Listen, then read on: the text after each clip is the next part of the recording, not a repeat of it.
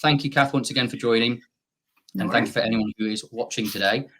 We are here with Kath Holmes, former Droitwich High School pupil like myself, and we've evolved in our 23 years since we left, class of 2000, and we've got different businesses now. So we are here because we've got the big Worcestershire garage sale coming up on the 10th of June. If you haven't heard about it, I'm going to talk you through a few of the ideas and the plans that we've got in place for the big Worcestershire garage sale. But it got me and Kath talking about her service that she provides, and we thought it'd be a great idea just to share some of the tips that Kath can give you in basically getting this underway. And even if you don't do it for the big Worcestershire garage sale, then Kath will give you some tips that will probably just be good for life skills going forward. So the big Worcestershire garage sale, just to plug it quickly, is on the 10th of June, Saturday the 10th of June. It's going to be taking place in streets around Worcester, Droitwich and Malvern, which is where the offices are located. We physically aren't going to attend and set up your garage sales for you. That's down to you guys. So if you live in a street in Droitwich, Worcester or Malvern, it's really simple for you guys to submit your street. We're going to help you to promote your street. And the way that we're going to do that, firstly, obviously, we've got good access on social media to promote. We've also got signs that are going to be arriving and start to get erected in the next couple of days. We're about 4 weeks away, actually. Yeah, 10th of April, May. So yeah, we've got 4 weeks to get. Today. Yeah, that's it, a month today. So very exciting. Why are we doing it? So I've been following estate agents out in America, and garage sales is something that's very, very prominent out in America. And I thought, we're quite involved in our community. Why can't we try and get something like this underway ourselves? And this is how it's happening. So yeah, first way of doing it, first time to find out. We've had some brilliant submissions already. It's really simple. If you do want to join, you can see on the ticker tape there, all you've got to do is email us, community@nicol.co.uk, and then we'll do the rest for you just to promote it. Or you could drop it in any one of the comments on Facebook, YouTube, or on Instagram. You can do it on any of those. So far, the streets we have taken place, we've got a few from Droitwich. So we've got Adrian Close, Yew Tree Hill, Portland Road, Worcester Road in Droitwich, Hawthorne Walk and Willow Drive. So quite a few that are kind of close together, which would be great. I think it'd be really busy in this part out towards the south of Droitwich.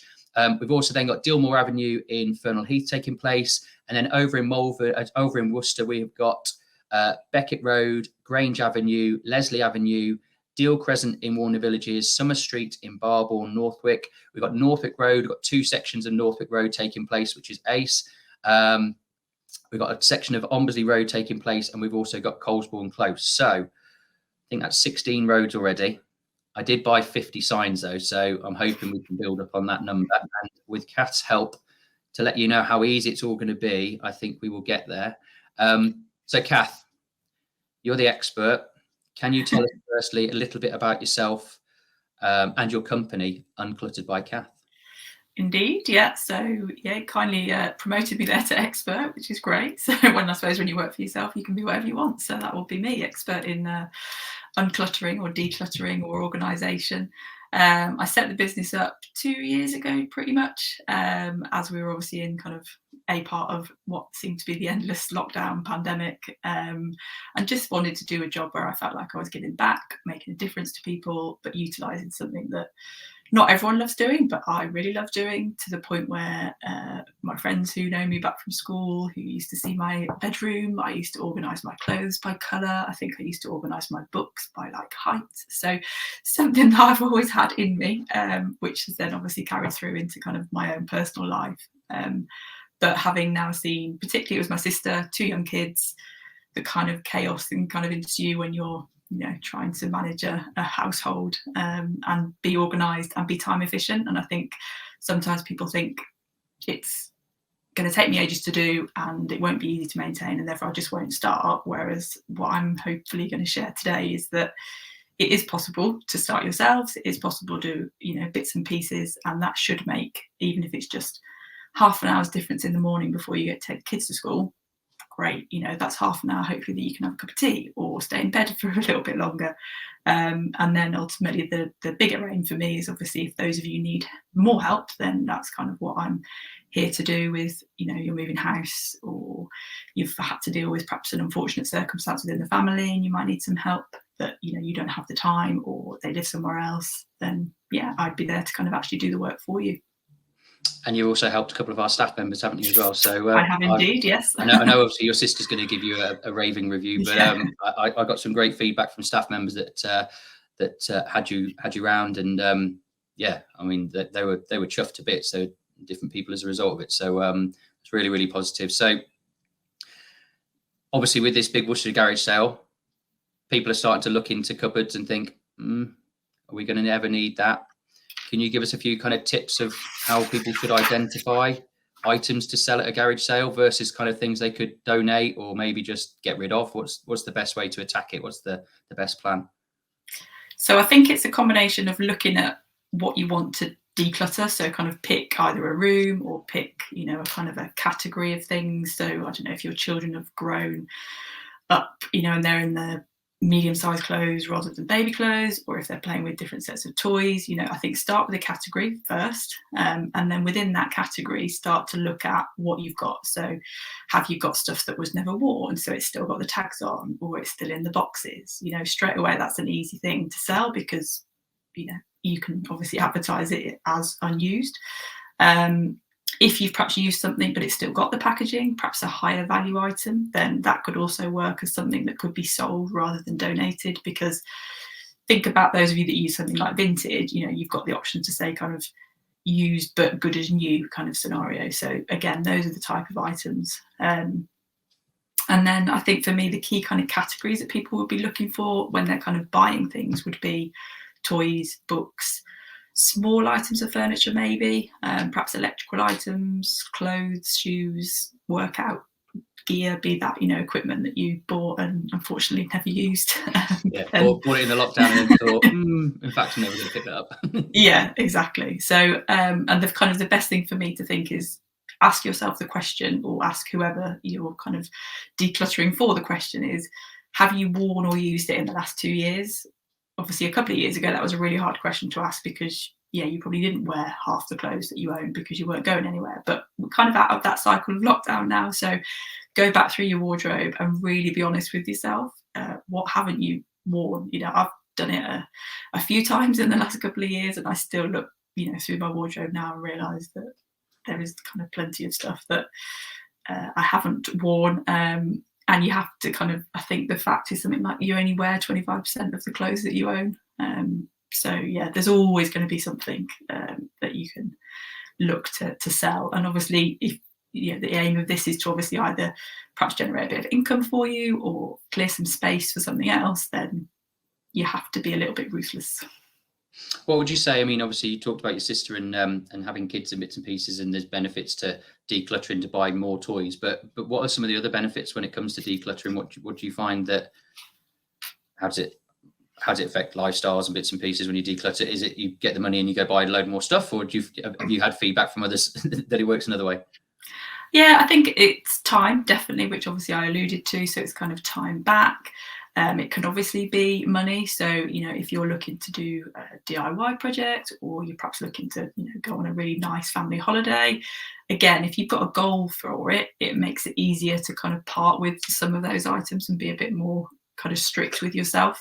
But I think a lot of it is around organisation within the home and the benefits that brings to not just you as the individual, but your family. You know, are you someone whose parents come in and look after your children a couple of times a week? You know, is it really easy for them to get them a drink, make them some food, find their toys, you know?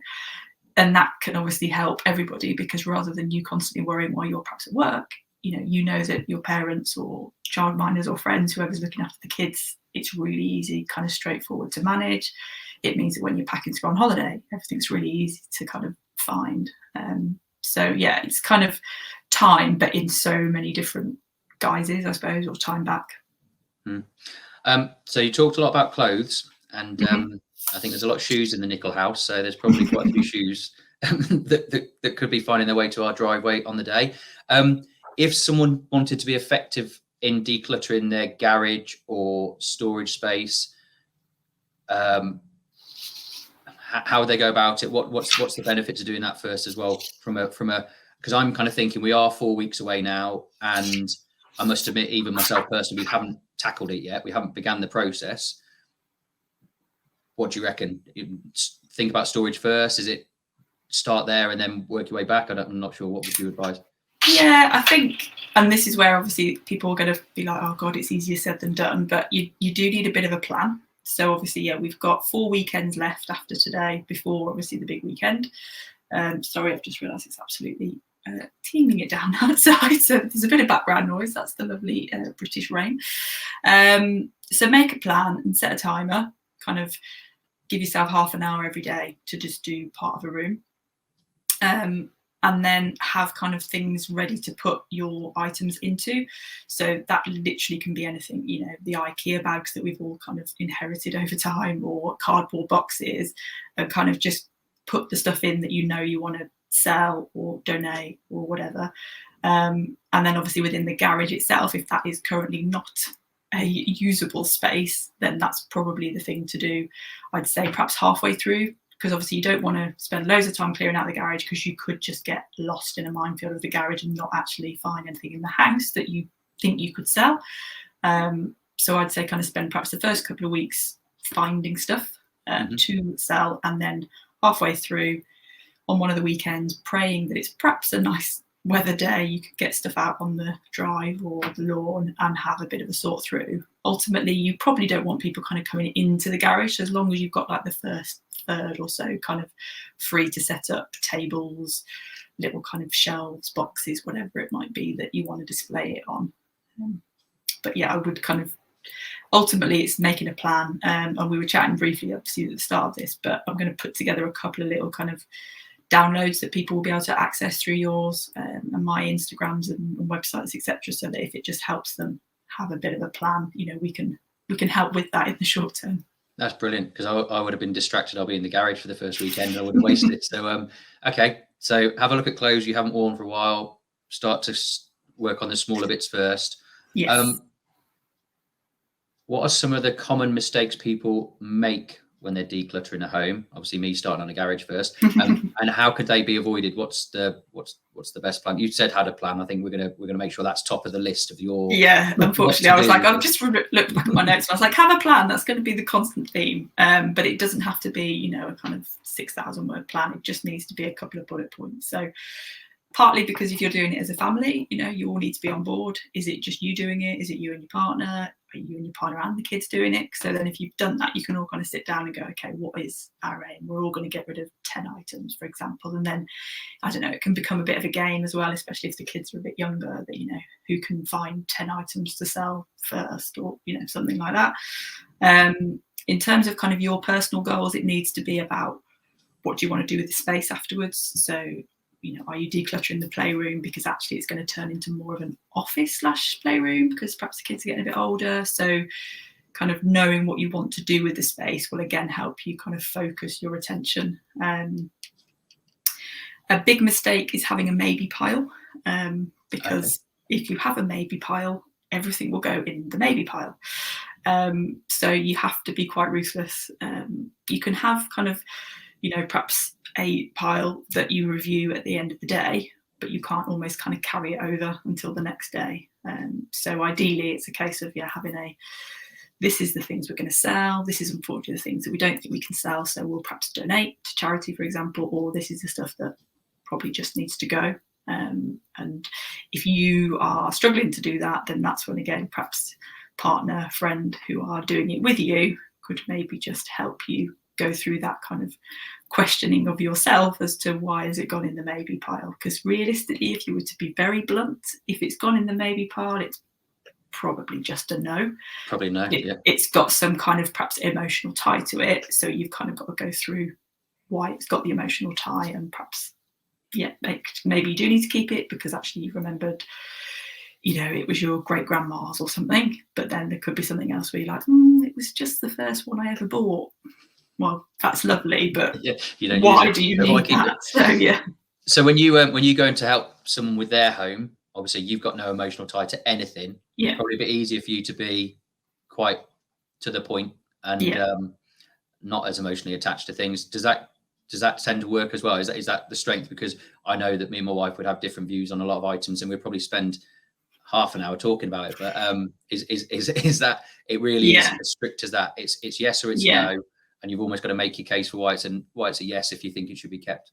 Yeah, exactly. Which I don't know if anyone's seen the programme, obviously on BBC One, the Sort Your Life Out, which is essentially the same kind of concept. Obviously, they stick all of the items of the house in a big warehouse, and they are literally kind of doing that kind of questioning of them. And they'll obviously, for the TV drama, some of them are a bit emotional about certain stuff, which you would be in real life. But yeah, having kind of a third party there like me can kind of just help through that process. And obviously, I'm not just like, well, we're not talking about that, you can't cry about it, let's move on. But at least I can kind of manage the moment and the conversation to then be like, okay, well, actually, let's come back to it later. And then sometimes coming back to it later, but when we've been doing other things, and I can kind of change the dialogue and ask other questions, it definitely helps, rather than, like you said, because we all love memories, we're all, driven by kind of happy memories, sad memories, or whatever, like you said. And if you start just doing that with your partner, then you'll spend all day reminiscing rather than decluttering. Nothing gets sorted. How long does it take, though? I mean, if someone was really kind of worried about the amount of hours they got left in the days leading up to this event, they're kind of thinking, oh God, it's on our street, all the neighbours have told us it's definitely happening. In terms of a purge, if you had pressure on you, how quick do you think you could do enough of a good job to clear out items for a garage sale? Is it 3 days worth? How long does it take you when you go in to help someone? Yeah, I would say typically it's kind of a day can do normally about 2 rooms, in terms of kind of the declutter side of things, thinking like a lot of it's the kitchen or like a playroom or something. So it just really depends on, the rooms, how big the house is and stuff. The actual reorganization and stuff is actually the kind of simpler part of it. So, on that basis, like I said, there are 4 weekends. So I'm not saying everyone's going to spend all weekend, but if you spent half a day on those 4 weekends, that's 2 days worth of time.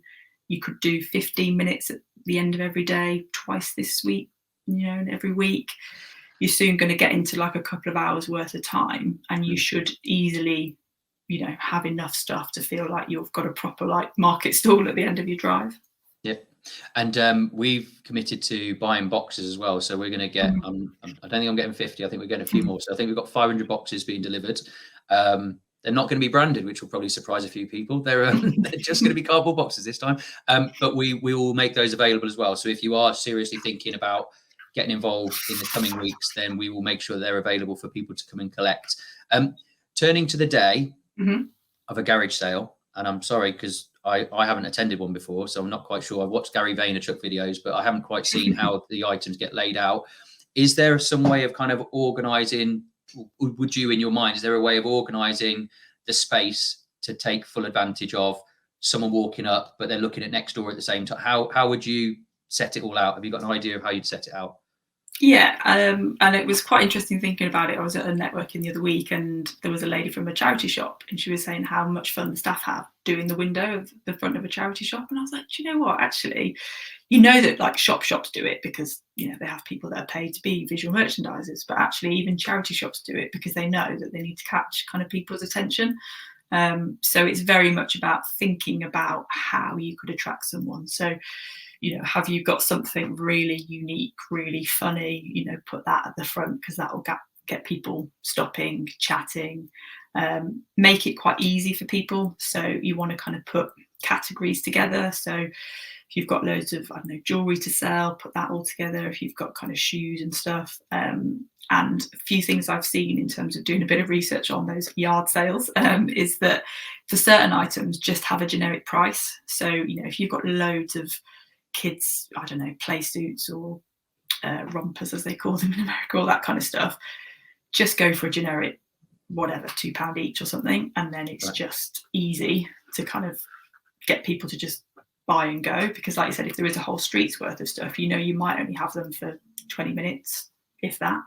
And also I think have round price points. That's definitely something that you're doing for your own benefit, because you don't want to be sorting out loads of change for everyone, because again, we're all very much a cashless society, and obviously actually we're encouraging everyone, rightly so, that this is going to be very much really a cash day.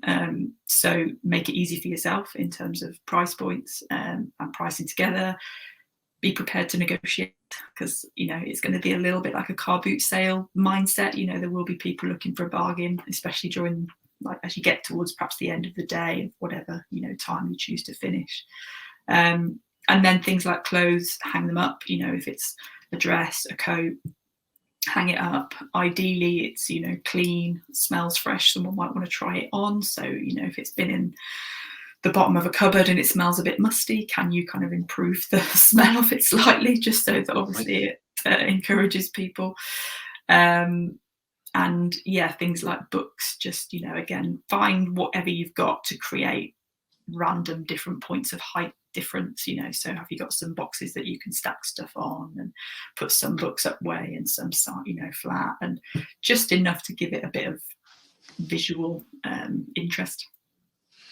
Cool. Some good things there. I've just had a notification saying the rain's stopping soon. You'll be pleased to know, Kath. Stop banging on your window. Hailstones in Droitwich yesterday, oddly, which you wouldn't have expected. Is there anything you think will be difficult to sell? You mentioned smaller items of furniture. Do you think if someone carts out their big sofa, it's going to have no chance at all? Or what would you say we've got to avoid bringing out to our front lawn and our driveway? My gut feel is that, I know as you do kind of Droitwich quite well, I can imagine people will walk if the weather is nice to a lot of these things, so they might just have a couple of bags that they're willing to kind of put stuff in. If you've got some big items and you really are desperate to sell them, then kind of be prepared for agreeing some kind of, collection or delivery process, and kind of have a time scale on it, so that actually someone doesn't promise to come back, next week and then they never do, or, kind of agree contact details. But yeah, I would say predominantly anything that is carryable is kind of the ideal. Obviously, if people do turn up obviously in cars, then as long as it's kind of car size. But also thinking about the value aspect of it, if you're selling a sofa, it's probably still going to be, I don't know, I haven't sold a secondhand sofa for a while, but probably more than about 50 quid. So again, are people prepared to spend that kind of money on the day? There may well be a few people that are, but I think you're predominantly going to be looking to sell, I think, items that are, £20 or below, probably would be my guess. Will you be taking part? Are you going to be out there hunting down bargains on the day, or have you got enough stuff at home already? No, I was like debating whether to do it on the road, but we've got quite a lot of young families, and I just think they probably wouldn't want to spend the time, unfortunately, at this present time. So I was like, actually, it'd be quite fun to just go out and see. So yes, I shall be scouring the streets and just seeing what it's all like, and obviously posting a few things live to kind of see if people are following our advice. Yeah, my children are saving up their pocket money because Gary Vaynerchuk, as I said, he's a bit famous on YouTube for his yard sale bargain hunting, and he'll pick up an item and he'll go on eBay there and then find out that it's worth $35 rather than the 35 cents he's about to buy it for, and he'll go and flip it and sell it and make a lot of money. So I'm hoping no one gets fleeced, and I hope no one sells something that's worth a fortune, but there is an opportunity for buyers out there to buy something that no one else wants anymore, but it could be worth it to them, and hopefully they get a few more years out of it. So for those that have recently joined, this is because we've got the big Worcestershire garage sale taking place on the 10th of June. It's Saturday, the 10th of June. It is 4 weekends away.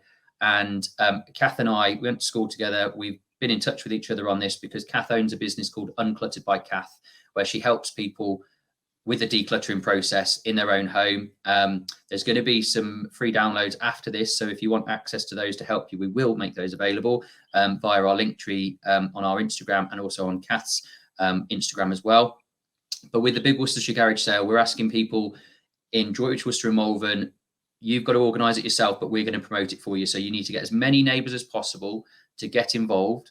On the day between 9 and 4, you'll take to your street and you'll put your table out, and with Kath's advice, which you'll have to watch back because this has been recorded as well, but with Kath's advice, you will be able to get all the items that you've organised into one place, and you'll have plenty of people coming to you. Someone phoning me, perfect.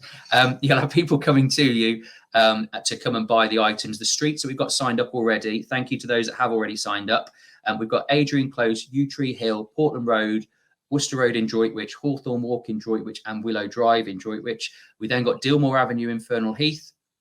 And over in Worcester, we've got Beckett Road, Grange Avenue, Leslie Avenue, Deal Crescent in Warner Villages, Summer Street, 2 parts of Northwick Road, the Ombersley Road again in Worcester, and we've also got Colesbourne close in Worcester. So there's quite a few that are signed up already. We've got plenty of time to get more streets involved. We're going to be promoting your street, so we'll make sure that people are aware that you're doing this. Clearly, you can obviously let your neighbours know. If you're in any WhatsApp groups, if you're in any next door groups or anything like that, then you can let people know as well, because ultimately what we're hoping you'll be able to do on the day is get everything that you've put out into the front sold, and not have to take it back into the house and find space for it again. Or, as we probably realise, they'll probably then go into your no pile. They're actually not worth saving and keeping. So Kath's been here. She's our expert in this field. Kath, is there anything missed? Is there anything else we should talk about? We've talked about what's difficult to sell. You've given us some great tips at identifying the items that should be sold, and also how to go through that process of actually organising them. So you said no maybe pile. It's yes or it's no. There might be a pile that you talk about later in the day, but it's a yes or a no pile, isn't it? That's the best way to do this. Yeah, definitely. Price it up to round numbers. You don't want to be Yes. faffing around with change on the day. I bet some people have a card machine. I bet someone gets themselves sorted out and has a card machine. They'll probably absolutely rinse it on the day. No big items of furniture. If they can carry it, it's worth selling. And in terms of preparing your space out the front, make it so it's attractive so that people kind of will want to stop. It's easy to find stuff, put stuff together. I've been listening. I've definitely been listening. Yeah, you've definitely been listening. I'd say there's just a couple of the things that when I was Googling, I was like, I think this is very useful, because we haven't done them before. Like I said, on the day, have things like extension leads, light bulbs, batteries, sellotape, chairs, maybe in case people are going to try things on, they need to sit down. Do you want to have some drinks? Get the kids to make some cookies. You could sell those as well, because again, that will make people hopefully stop at your stand and just, hang out for a little bit while they have a drink and something to eat. And obviously have a bit of ideally have the setup kind of done the day before where possible, and obviously weather dependent. Yeah, because if it's anything like a car boot, the minute you put a table out, there'll be people starting to pick up items, won't there? So you've got to get out and get done quickly. What do you reckon the weather's going to be like, hey? Sunny. Oh, we went for June because we thought it gives us a fighting chance, but then with there being hailstones yesterday, you never know what we can expect here in the UK. No, definitely not. Yesterday was weird. Yeah. So one final plug. This has been Kath from Uncluttered by Kath. Follow her on Instagram. Find out her website. It's very simple to find. It's unclutteredbykath.co.uk, I think. .com. Oh, even better for the international market as well. So yeah, jump on Kath's website. She's also on Facebook. The powers of live streams, it does mean that this is recorded, so you'll have access to watch this back. So if you've joined us late and you want to hear what Kath's been telling us today about why people should declutter and the benefits of decluttering, then she is your lady, and it's all been very nicely put together. We're half an hour, so I think that's a great time to call it a day, Kath. Thank you once again for joining. Great. Can't wait to see the event take place, and I'm sure with your downloads, people have some really well spaced out areas. Me and you will go out in the field. We'll go out and record live and promote it as best we can on the day as well. So thank you all. I'll let you enjoy your lunch breaks if you're on them, and we'll see you very soon.